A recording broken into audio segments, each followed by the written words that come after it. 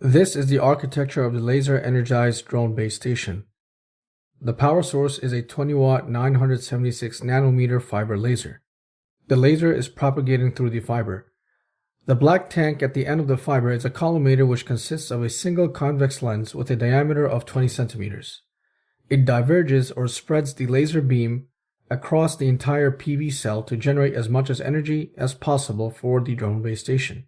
The drone base station's rotors are spinning without the battery since their motors are directly driven by the power harvested by the PV cells. As you can see here, the laser is aimed directly at the PV cells through the convex lens.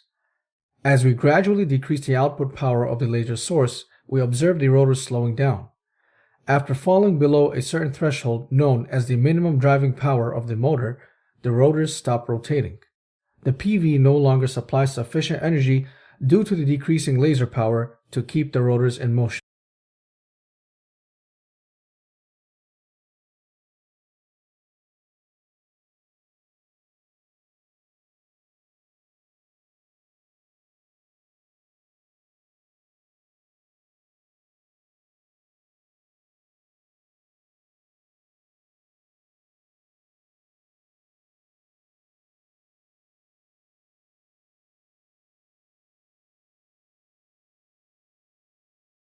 This white cylinder is a smaller version of the collimator. The metal nut is where the end of the fiber laser should be mounted, and it should be located at the focal point of the convex lens to generate a parallel beam.